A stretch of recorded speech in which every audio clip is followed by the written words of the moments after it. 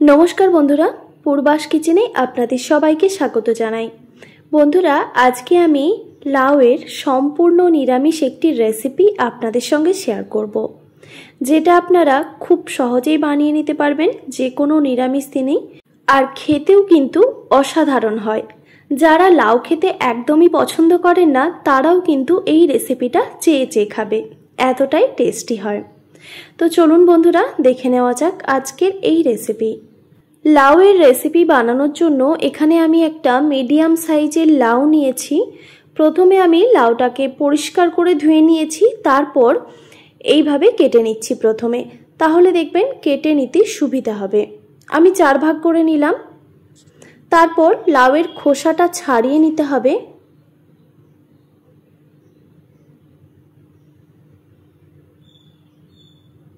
एबार आमी लाउएर खोसाटा छाड़िए नेब।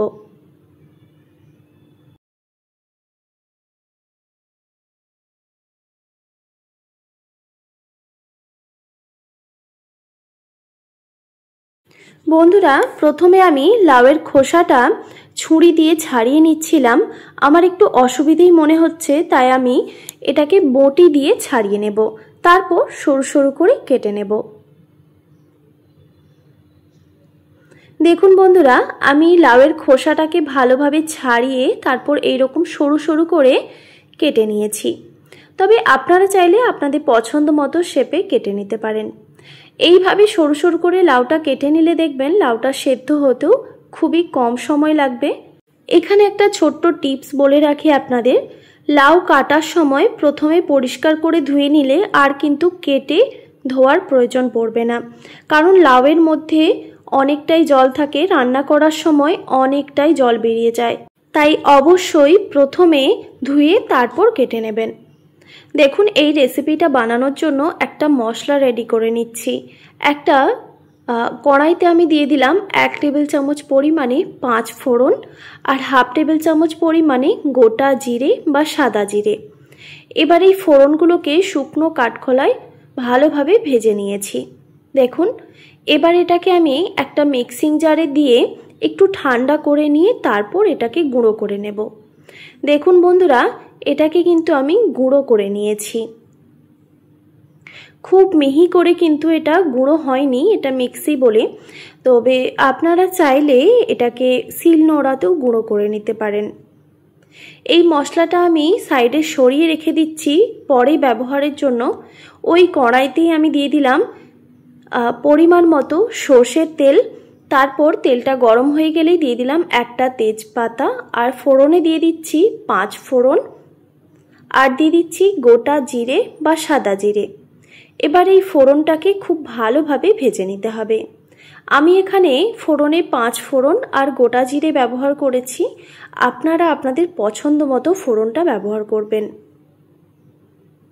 এবার ফোড়ন থেকে যখন একটা মিষ্টি গন্ধ বের হবে তখন দিয়ে দিতে হবে আদা বাটা। আমি একটা মিক্সিং জারে আদা আর একটা কাঁচা লঙ্কা বেটে রেখেছিলাম, সেটা দিয়ে দিয়েছি। এবার এখানে আমি কিছু গুঁড়ো মশলা অ্যাড করছি।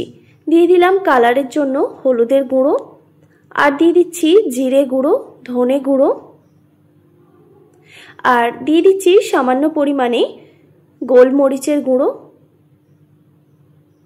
আর কালারের জন্য দিয়ে দিচ্ছি কাশ্মীরি লঙ্কার গুঁড়ো।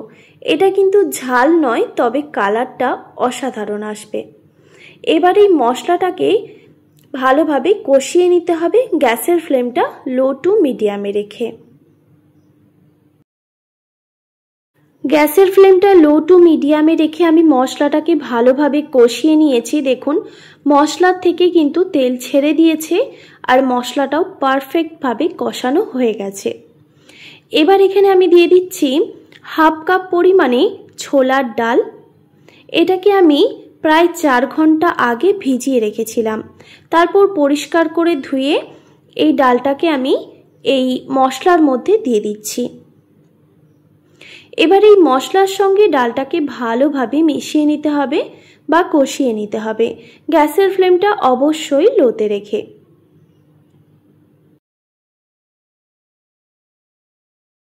গ্যাসের ফ্লেমটা একদম লোতে রেখে আমি এই ডালটাকে মশলার সঙ্গে ভালোভাবে কষিয়ে নিয়েছি।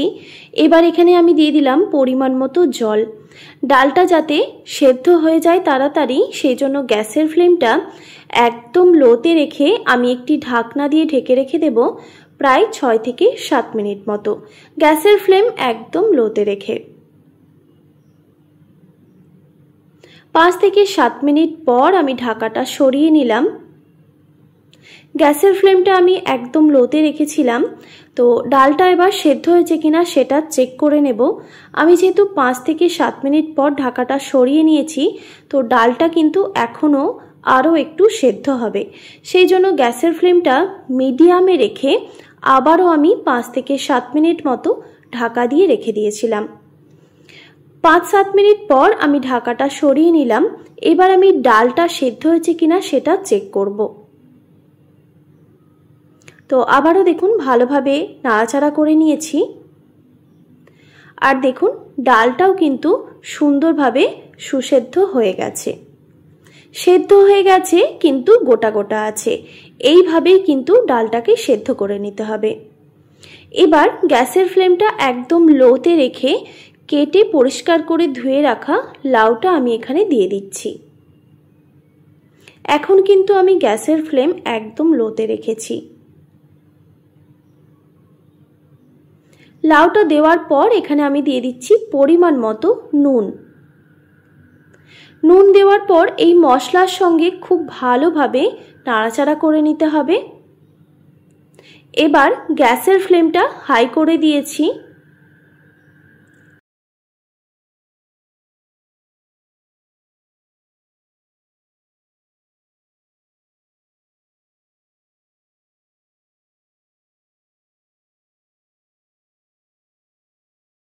ভালোভাবে নাড়াচাড়া করে দেওয়ার পর এবার গ্যাসের ফ্লেমটা হাই রেখে একটি ঢাকনা দিয়ে ঢেকে রেখে দিচ্ছি প্রায় 2 থেকে 3 মিনিট মতো।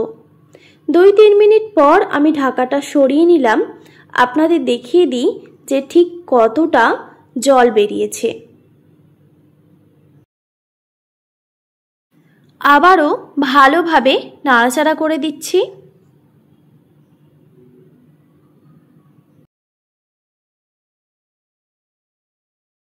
তো বন্ধুরা, লাউ কিন্তু সেদ্ধ হয়ে গেছে। যেহেতু আমি একদম সরু সরু করে কেটে রেখেছিলাম, তাই খুব তাড়াতাড়ি সেদ্ধ হয়ে গেছে। তো এবার এই জলটা পুরোপুরিভাবে শুকনো করে নিতে হবে, আর কিন্তু ঢাকা দেব না। এইভাবে গ্যাসের ফ্লেমটা হাই রেখে জলটাকে শুকনো করে নেব। এখানে আমি দিয়ে দিলাম পরিমাণ মতো চিনি। তবে চিনিটা অপশনাল, আপনারা চাইলে দেবেন, না চাইলে স্কিপ করে দেবেন। তবে যেহেতু নিরামিষ রান্না, তাই চিনিটা ব্যবহার করলে দেখবেন রান্নার স্বাদের ব্যালেন্সটা ঠিকঠাক হয়ে যায়। তো দেখুন চিনিটা দেওয়ার পর আবারও খুব ভালোভাবে নাড়াচাড়া করে নিয়েছি। এবার গ্যাসের ফ্লেমটা হাই রেখে এইভাবে একটু মাঝে মধ্যে নাড়াচাড়া করে দিতে হবে, যাতে কড়াইতে লেগে না যায়।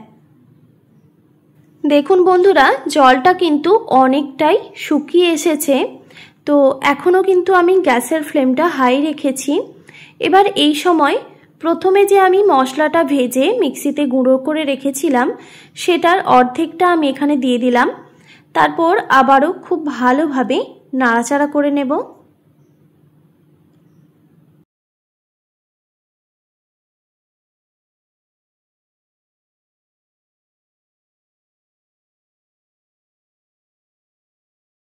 ভাজা মশলাটা দেওয়ার পর আবারও খুব ভালোভাবে নাড়াচাড়া করে নিয়ে আরও কিছুক্ষণ এটাকে রান্না করে নামিয়ে নিলেই কিন্তু রেডি আমাদের সম্পূর্ণ নিরামিষ লাউয়ের দুর্দান্ত স্বাদের একটি রেসিপি।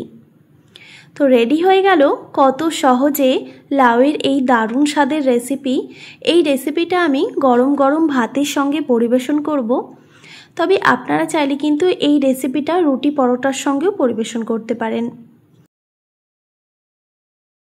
পরিবেশন করার সময় আমি ওপর থেকে সামান্য পরিমাণে ধনেপাতা কুচি ছড়িয়ে দিচ্ছি। এতে দেখতেও ভালো লাগবে আর খেতেও ভালো লাগবে।